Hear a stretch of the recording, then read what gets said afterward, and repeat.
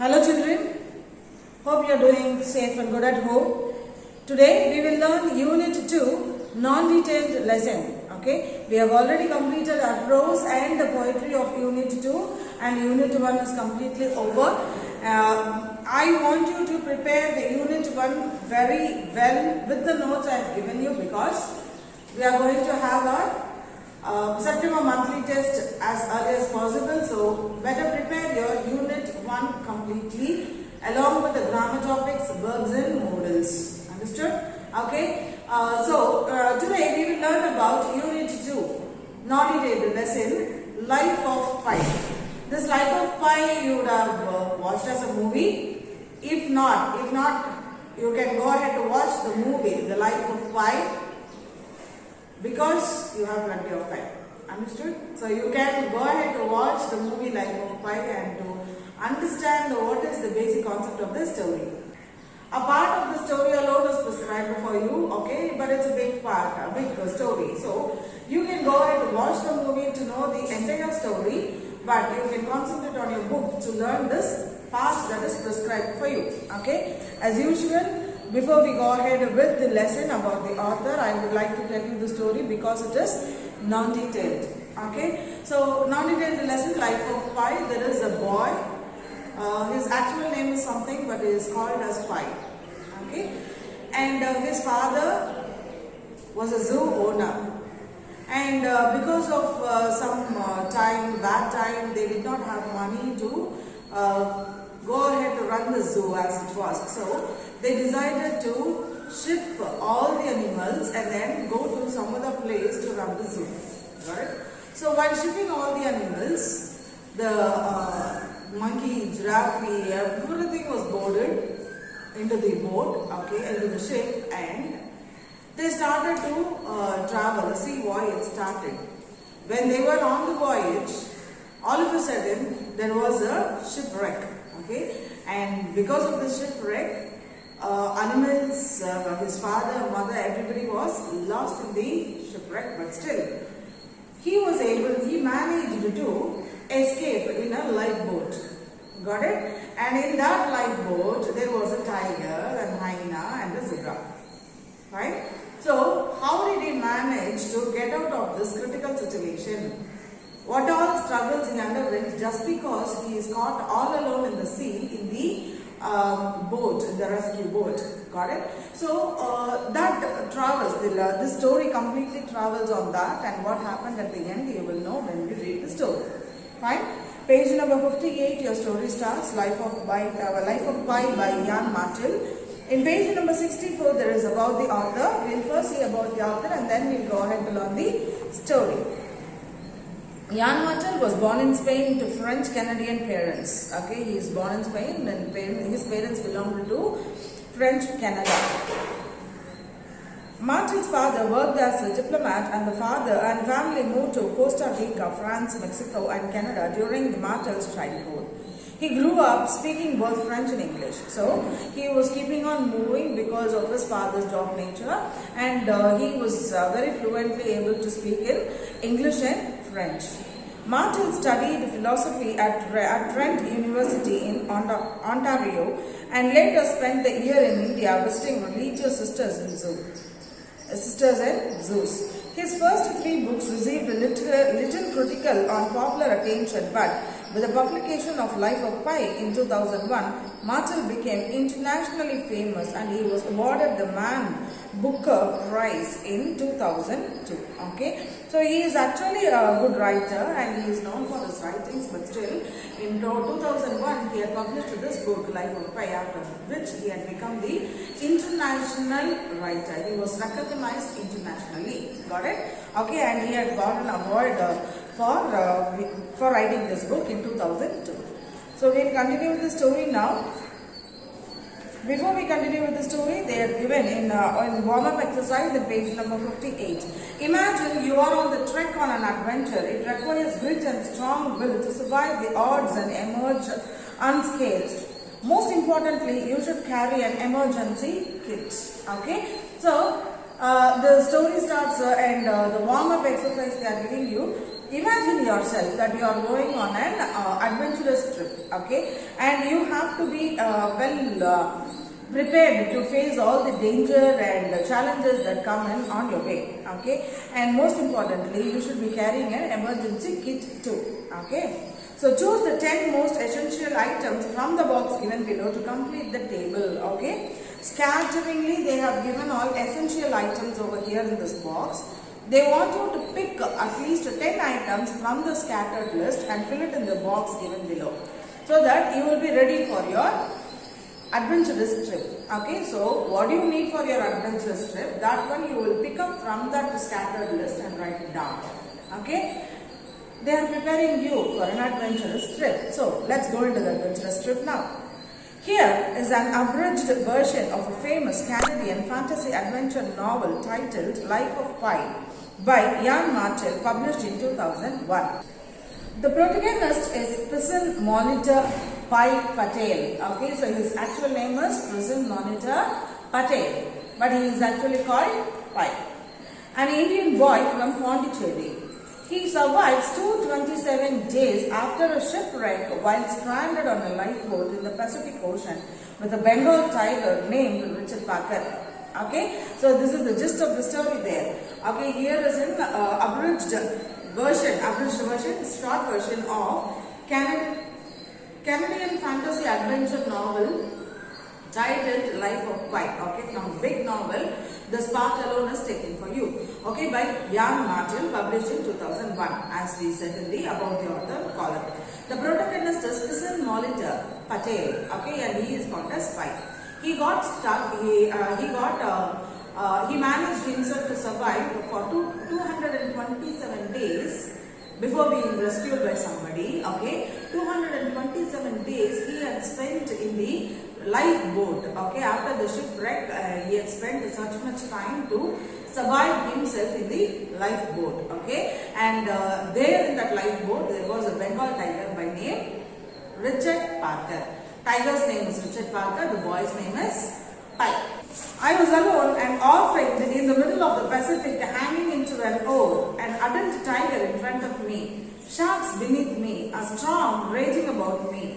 Had I considered my prospects in the light of reason, I surely would have given up and let go of the oar, hoping that I might drown being eaten.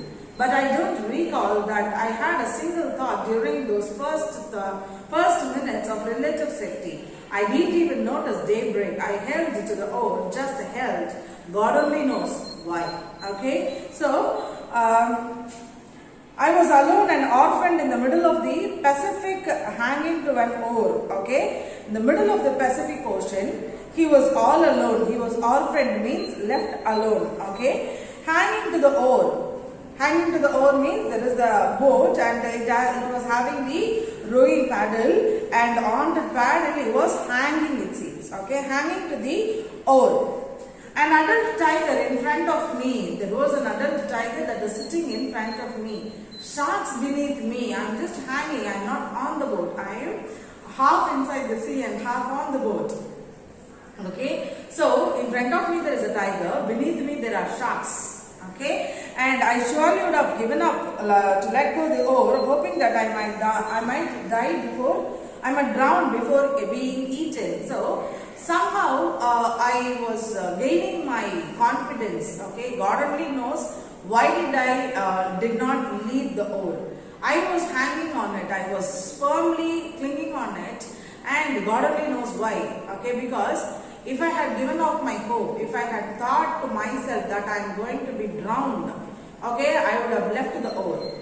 I would have released my catch from the oar, but still something made me, God only knows what is that, something made me to cling on the oar tight. The elements allowed me to go on living. The lifeboat did not sink. Richard Parker kept out of sight. The sharks prowled but did not attack. The waves splashed me but did not pull me off. I watched the ship as it disappeared with much burbling and blanching. The elements allowed me to go on living. Okay, the elements means the surrounding things, the natural elements allowed him to go on to live. okay, the lifeboat did not sink. Luckily, the lifeboat did not sink. Richard Parker kept out of sight. Who is that? The Bengal tiger. Okay, it kept out of sight. Somewhere in the boat only it is there, but it is not sharp next to the ice. Okay, and the sharks were Okay, the sharks were prowling, moving here and there, but did not bite him. Okay, but not attack him. The waves were splashing on him, but it did not pull him out of the oar. Okay, I watched the ship as it disappeared with much burbling and glunching. Okay, when he was hanging on this oar and when he was struggling to live, okay, he was seeing that big ship where they had come with all the animals, his father, mother, everybody, and the big ship is sinking into the sea. Okay, it sank into the sea with a loud noise, like a burbling noise. Okay, the sea swallowed the ship. Okay, lights flickered and went out. I looked about my family for survivors, for another lifeboat, for anything that might be a hope. Okay, so when that was happening, when the boat was sinking, he was looking around. Is there any other lifeboat? Were the parents escaped? Did my parents escape? Did somebody else or the survivors or from the boat, did they escape in some other lifeboat? He was searching all around, but it did not give him any hope because nobody else escaped except for five. There was nothing, only rain, marauding waves of black ocean and the float storm of tragedy. The darkness melted away from the sky. The rain stopped. I could not stay in the position I was in forever. I was cold. My neck was sore from holding up the neck, all the cranking I had been doing. But my back hurt from leaning against the life buoy. And I needed to be higher up and I were to see other lifeboats. Okay, so what happened? There was a hole he was longing in, he was hanging on and he is unable to hang on that oar for a long time. Okay, he saw the boat is sinking and he saw that no other survivors were there out of the shipwreck and he was the only one. Okay, and he was unable to continue in this position for a long time. So what did he do? He started to think into himself, I have to go ahead to step onto the boat and sit on the boat. I cannot go ahead to hang like this for a longer time because his neck was aching, his back was aching. He was unable to manage that position. In the morning, I could not move. I was pinned by weakness to the tarpaulin. Even thinking was exhausting. I applied myself to thinking straight. At length, as slow as the caravan of camels crossing the desert, some thoughts came together.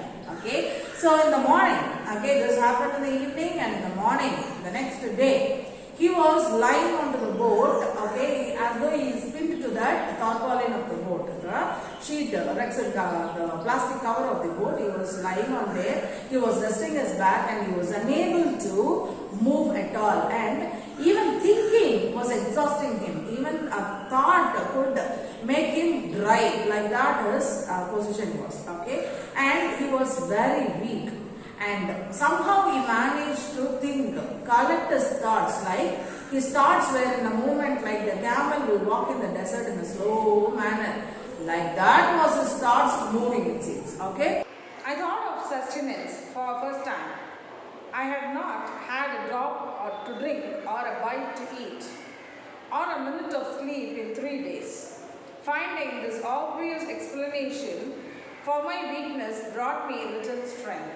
Okay, so we have seen he was lying down on the tarpaulin. He was unable to move. He was completely exhausted. So he's in a position where even the thoughts, thinking can make him tired. That is the position of him. Okay, and now he was thinking, okay, let me gain my energy. Let me let me find out the way. Why am I tired? I am tired because he is tired because he did not have a chance to drink water for 3 days, no food for 3 days.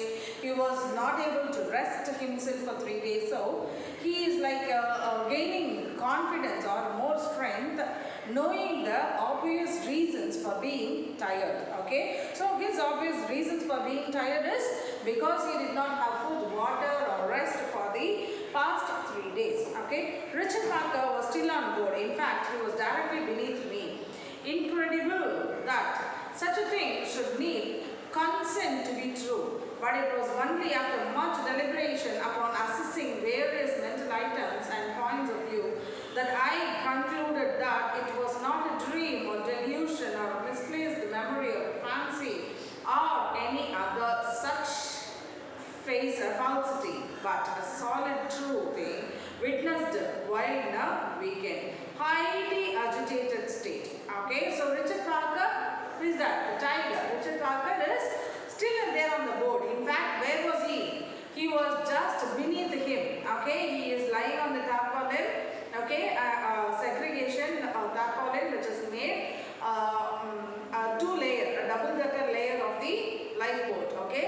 Above the layer of tarpaulin, who is there? Pi is there. Below the layer of the tarpaulin, Richard Parker is there. Okay. Incredible, such a thing should need consent to be true, but it was only after much deliberation. Okay, so he is like Richard Parker is beneath him. Okay, so he has to understand that this is actually true. So he needs certain things to realize that it is actually true, that Richard Parker is beneath him and is above the tarpaulin. Okay, so he has to go ahead to find out the reasons or to make himself believe that it is true. So what all happened? Much deliberation, thinking, constantly he was thinking. Okay, and upon assessing various mental items and point of view that I concluded that it was not a dream or a delusion or a misplaced memory or a fancy or any such falsity, but a solid true thing witnessed while the week in a highly agitated state. Okay, so after so much of thought, after so much of agitation, after so much of constant thinking and everything, he was unable to realize that this is not a deliberation, this is not a dream, this is not an imaginary thing, it is the damn truth. Like that he concluded. Okay, it is the truth, it is the true situation that he is living on. Okay, and what is the situation? Tiger is there beneath him and he is on top. Okay, so he is able to understand the reality slowly from his state of unconsciousness. He is coming to the state of consciousness. He is coming to a normal state of consciousness where he can think straight. Okay, the truth of it would be confirmed as soon as I left well enough to investigate. How I had failed to notice for 2.5 days a 450-pound Bengal tiger in a lifeboat 26 feet long was conundrum. I would have to try solve later when I had more energy. So the truth is that it's confirmed, very well confirmed truth is that a 450-pound tiger, Bengal tiger, 450 pound, and what is the length of it? 26 feet long. Okay, was a riddle for him, like a puzzle to solve. Okay, so would have to solve later when I had more energy. So it is again, it is the truth that the tiger is there beneath him. It weighs 450 pounds and it is 26 feet long and everything is true. That's an actual fact, but still he has to make sure that he has to solve this riddle when he is getting more energy to work on. The feat surely made Richard Parker the largest stowaway, proportionally speaking, in the history of navigation. So it is a defeat that Richard Parker also made, because Richard Parker actually wanted to escape and he himself landed on this lifeboat, and Richard Parker is again tired. So proportionally speaking, in the history of navigation, from the tip of the nose to the tip of the tail, he took up over a third of the length of the ship he was on. So typically, actually navigationally, when you go ahead to sea, this Richard Parker, who is 26 feet tall, long, is been occupying 1/3 portion of this boat. Okay, 1/3 from the tip of the tiger, nose tip of the tiger to the tail end of the tiger. It is holding about 1/3 of the boat. Okay, so he is just analyzing the situation, what is happening there. How should he go ahead to solve this conundrum? Okay, like that, he is just going ahead to analyze himself. You might think I lost all hope at that point. I did, and as a result, I perked up and felt much better. We see that in sports all the time, don't we?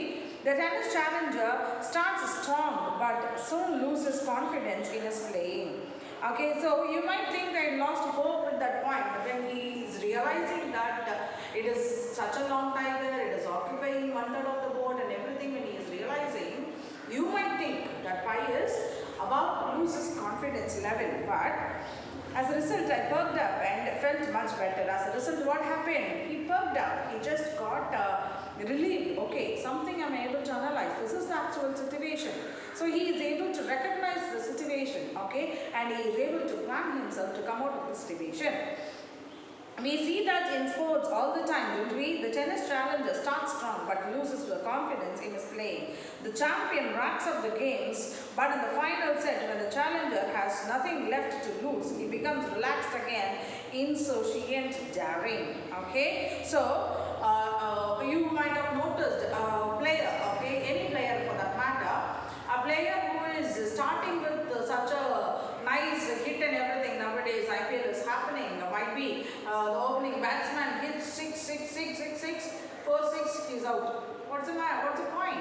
Yes, when he is there, sustaining in the field, going ahead to hit more runs, so they are not 6, but still he makes a good count of runs, then that matters a lot. Like that, this person is comparing himself to a tennis player, the tennis player who is losing his energy after giving a very good fight in the beginning. He is not Pi. The tennis player who is sustaining himself in the field, okay, slowly picking up the game and winning at the last. Okay, such a player becomes Pi. Okay, Pi has become such a player now. After analyzing everything, after slowly starting to analyze and recognize what is happening around him, he is gaining confidence and he is gaining power to overcome the situation. Okay. Suddenly he is playing like a devil and the champion must work hard to get those last points. So it was with me. To cope with the hyena seemed remotely possible, but I was so obviously outmatched by Richard Backer that it wasn't even worth worrying about. With the tiger aboard, my life was over. That being settled, why not do something about the parched throat? Okay, so what happened? He is just seeing around. Okay, there is a hyena also. There is a hyena, okay, which is there in the boat. But he is not much worried about this hyena because the more powerful animal is there. Tiger is already there. Okay, with the tiger in the boat, he is anyways going to lose his life. So what did he decide? He decided to soothe his parched throat. Means what? Without water, without food, without proper intake of anything in his body, his throat has been dried up and it is parched, cracked. Okay, so for that reason, he wants to first satisfy this parched throat and then go ahead to plan something else. I believe it was this that saved my life that morning, and that I was quite literally dying of thirst. Now that the word had popped in my mind, I couldn't think of anything else. As if the world itself was salty and more I thought of it, the worse the effect. I have heard that the hunger for air exceeds as a compelling sensation the thirst for water. Okay, so he is in a position where he is quite thirsty, like thirsty to the core. The world's biggest thirst he is having. Okay, and he is seeing all around him it's just salt water. It seems like the world itself is salty for him. Okay, that's how the situation is. And he is also thinking, he is also in need of air to breathe, good air to breathe. Fine.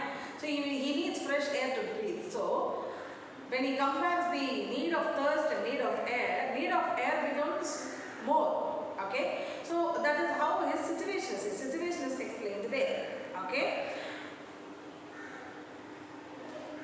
Only for a few minutes I say, after a few minutes you die and the discomfort of asphyxiation goes away. Whereas thirst is drawn out affair. Look, Christ on the cross died of suffocation, but only complaint of his thirst. His only complaint was of the thirst.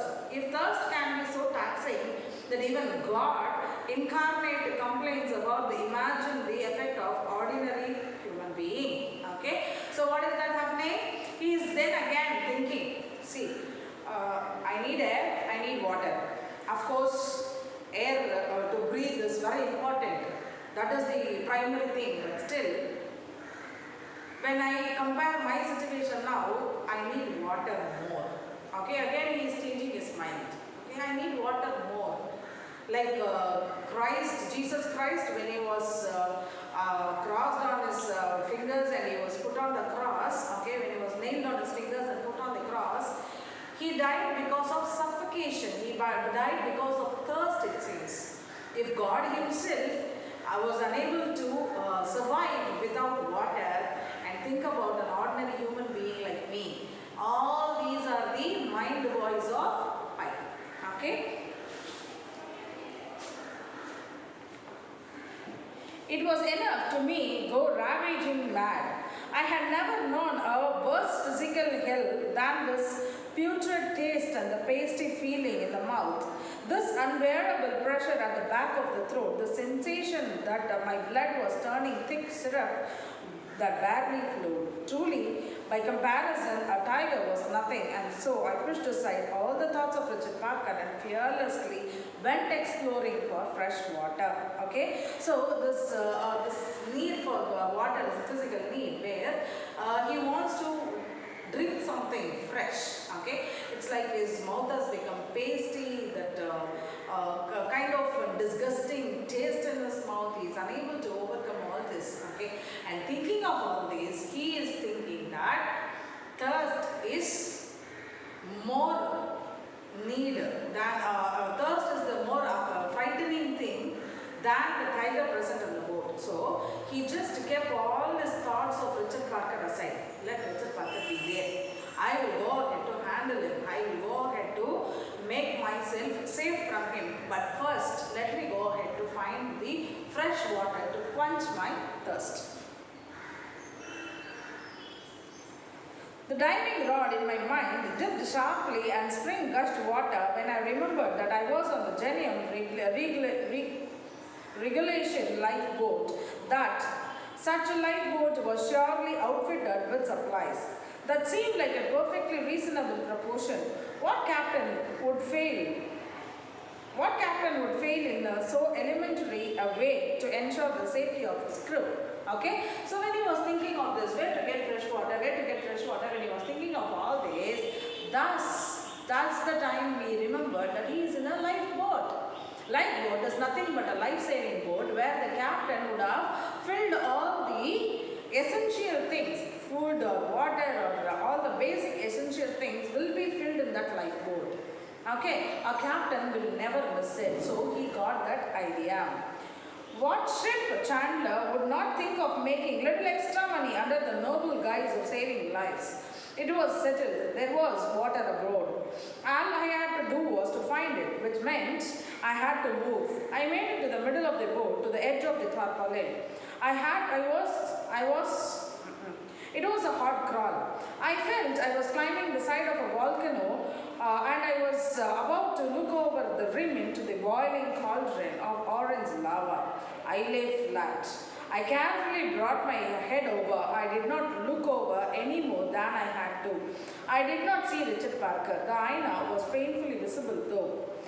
I was back behind when I was left of the zebra and it was looking at me. Okay, so there is a zebra too in the boat. Okay, there are three animals in the boat. They are hyena, zebra, and Richard Parker, the tiger. Okay, so now he is very sure that the captain would have filled the basic necessities in the boat. It's just that he has to go ahead to find out where it is. Okay, so he decided to move. When he was moving, he just moved slowly to the edge of the tarpaulin where he was staying. Okay,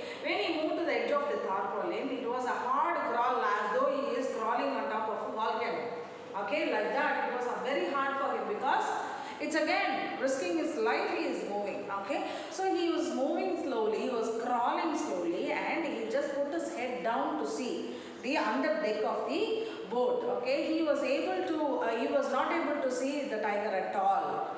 Okay, he was able to see some part of hyena. Okay, after he saw all that, when he was about to take a step back, he saw the zebra was looking at him. Okay, I was no longer afraid of it. It wasn't 10 feet away, yet my heart didn't skip a beat. Richard Parker's presence had the least of the useful aspects. To be afraid of this ridiculous dog, where there was a tiger about was like an afraid of splinters when the trees are falling down. So he was now no longer afraid of it because the zebra is just 10 feet away. Okay, and it is looking at him. He is not afraid because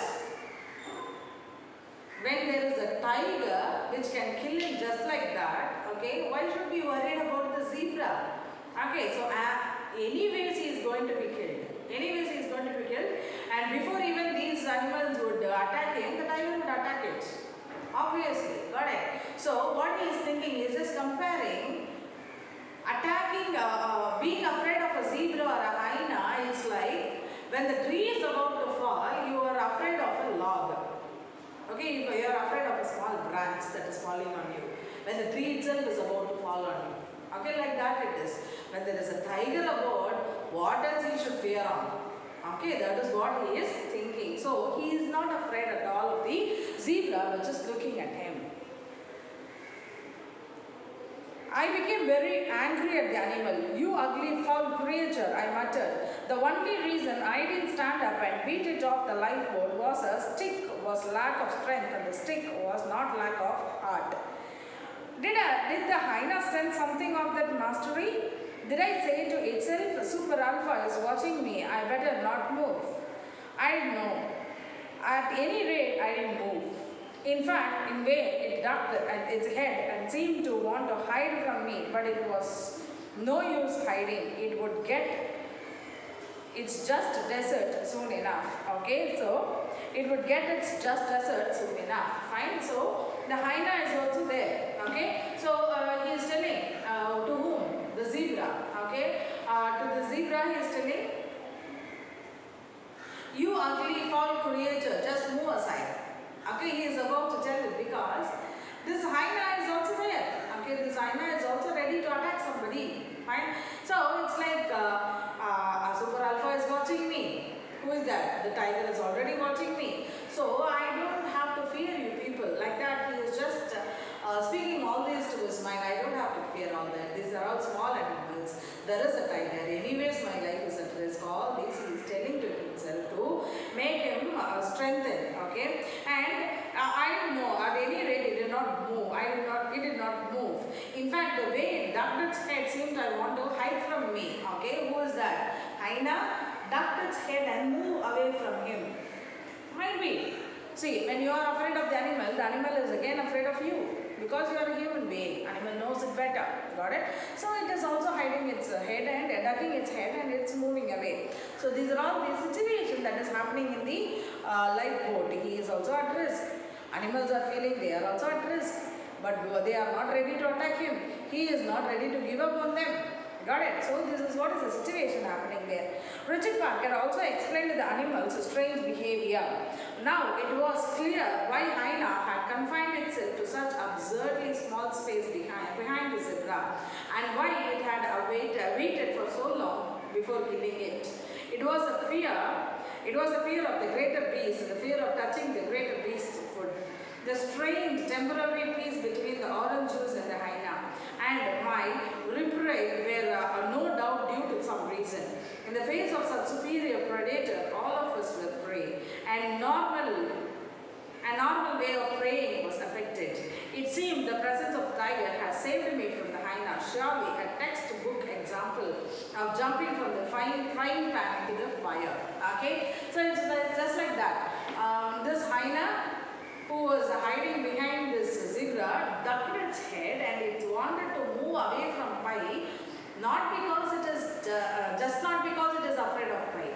It is also afraid of the tiger.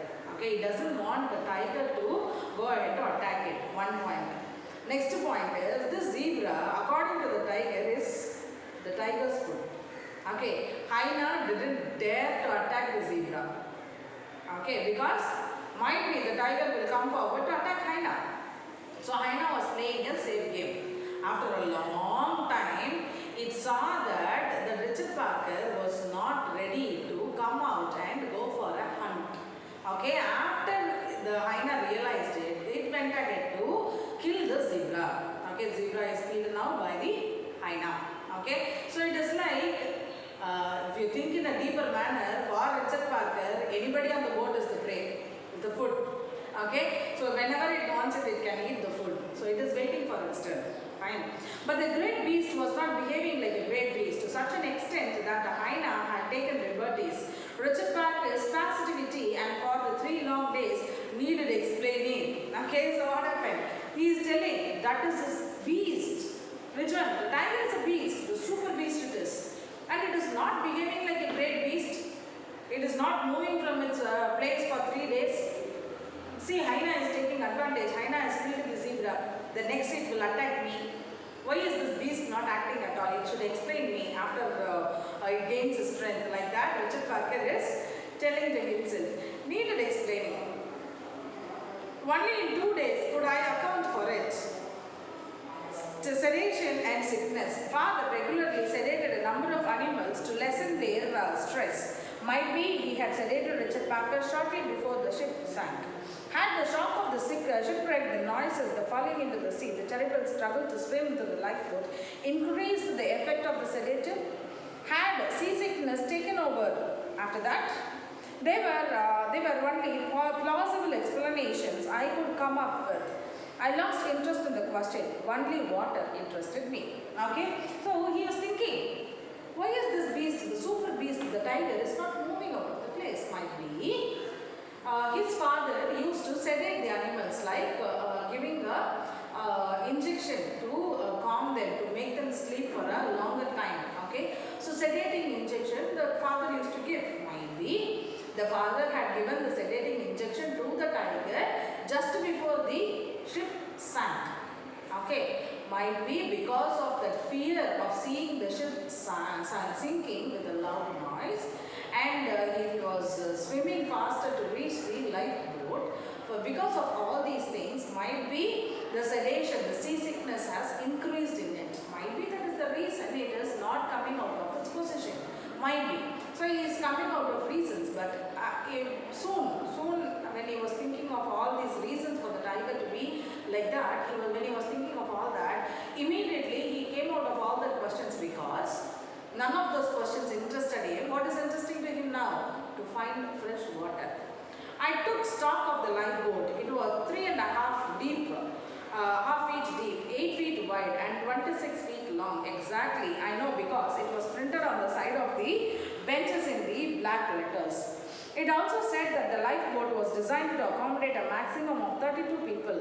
Wouldn't that have been merry sharing it with so many? Instead, we were 3 and it was awfully crowded. Okay, so he is just looking around for this water, and he was able to find out that this boat was 3.5 feet deep depth of the boat, 8 feet wide and 26 feet long. Okay, 8 feet wide and 26 feet long, and 3.5 feet deep. Okay, all these is exact measurement because it was written on the somewhere on the board. It was written in black. Okay, so he was able to understand this boat is this one. This is what is there in the boat, and it had also been written that this boat is designed to carry maximum of 32 people. He was thinking to himself, if 32 people were there in the boat, I would have been the happiest man. Okay, just that we are only 3 of us. Who? The hyena, the tiger and I. And it is awfully crowded. Already I feel it is crowded a lot. Okay, it seems orange is the color of the survival because the whole inside of the boat and the tarpaulin of the life jackets and the life buoy and the oars and and most every other significant object aboard was orange. Even the plastic headless whistles were orange. Okay, so everything in the boat, almost the lifeboats, the paint of the boat, the color of the boat, and the whistle that is kept on the boat to whistle and call for help, and everything, most of it was orange. Might be the color of survival is orange. The word the words Chinsam and Kanama were printed on each side of the bow and the stark black Roman capitals. I did not grasp all these details and many more right away. They came to my notice with the time and the result of necessity. I would be in the driest of the dire straits, facing the bleak future, when some of the small things, some detail would transform it to appear in my mind in a new light. Okay, so what happened? He is in the driest position there. He is in a necessity of water. Okay, when he was in search of water, all these small details like what is written on the boat, what is the color of the boat, what is written on the rope of his boat, and everything, he is just casually, it is coming to his mind when it is coming in front of his eyes when he is searching of water. Okay, and but he is just bringing everything to his mind because somewhere, sometime when he needs it, it may throw a light on it, a light on his idea. Okay. It would no longer be the small thing it was before, but most important thing in the world, the thing that I found saved my life.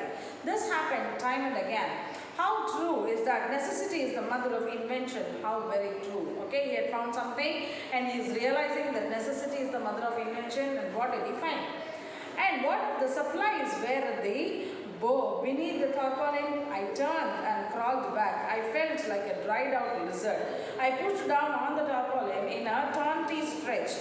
If I unrolled it, I would give myself access to the supplies might be stored below. But that meant creating an opening onto Richard Parker's den.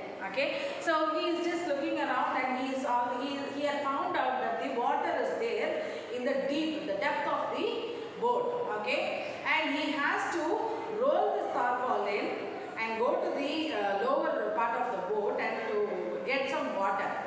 Fine. But if he does it, if he rolls the tarpaulin, if he goes down, which means he himself is entering into the Richard Parker's den. There was no question. Thirst pushed me on. I unrolled it a little. Immediately I was rewarded. The bow was like the stern. It had an end bent, and upon it, just a few inches from the stem, and a hasp glittered like a diamond. There was an outline of the lid. My heart began to pound. I unrolled the tarpaulin further. I peeked under. The lid was shaped like a rounded out triangle 3 feet wide and 2 feet deep. At that moment, I perceived an orange mass. I jerked my head back, but the orange wasn't moving. It didn't look right. I looked again. It wasn't a tiger. It was a life jacket. There were a number of life jackets at the back of the Richard Parker's den. Okay, so what did he do? It is he was pushed to do it because he needs water and nothing else in this world. Okay, he can give his life for water, what kind of situation he is in. So slowly, for a bit, he rolled the tarpaulin. He peeked and he saw, okay, there was a arrow which was pointing out that there is the water, there are the supplies. The arrow was pointing it out. He was happy. But still, he was unable to reach it because he had to roll more of the tarpaulin to go ahead to approach it. Okay, and then again he rolled a bit. Okay, when he saw that there was this hasp. Okay, hasp means device to open that supplies box. Okay, so hasp was over there, and he was about to go ahead to catch the hasp, but before that he wanted to check if Richard Parker is seen or not. He saw Richard Parker was not at all seen. Okay, so but he saw what? Behind Richard Parker there were much of life jackets. Means what? The life jackets are there and Richard Parker is here. Okay, so many life jackets are also there. So he just saw the life jackets but not Richard Parker. A shiver went through my body. Between the life jackets, partially, through some leaves, I had my first unambiguous, clear-headed glimpse of Richard Parker. It was his hunches. I could see the part of his back. Okay, tawny, striped and slimly enormous. He was facing the stern, lying flat on his stomach. He was still, except for breathing motion of his sides. I blinked in disbelief at how close he was. He was right there, 2 feet beneath me, stretching. I could have pinched his bottom, and between us there was nothing. A thin tarpaulin easily got round. Okay, so now we are seeing that there are lifeboats, and immediately after a few minutes, he was able to see the clear picture of Richard Parker. In between the lifeboats, life jackets, in between the life jackets that are present in the lifeboat, he was stretching and lying. Okay, and he was able to see his haunch, the back. Okay, he was able to see his back, and it was lying flat on its stomach, not able to move, but only breathing. The breathing position, the breathing of that stomach, it can be seen. Okay, and he is just then realizing that Richard Parker is only 2 feet beneath him, and in between Richard Parker and him, there was only a thin tarpaulin that can be easily rounded off and thrown off. God, preserve me. No supplication was even more passionate, yet more gently carried by the breath. I lay absolutely motionless. I had to have water. I brought my hand down and quietly undid the hasp. I pulled on the lid. It opened onto the locker. I locked down between my legs. I thought I would faint for joy. The open locker glistened the shiny new things. Oh, the delight of the manufacturer's grew. The man-made device, the created thing. Okay, so now he had gained all that confidence. He had gained all that braveness in him to go ahead to open that supplies box. Okay, when he opened that supplies box, the water tins that were kept there were glittering like anything. Okay, oh my God, what a man-made thing, what a creativity. Men are good, the production people are good, like that. He was thinking that out of joy he will faint and fall off there. Like that, the joy was in his heart. Okay, I will stop here. We will continue with this lesson in the next class. Thank you, children. Take care.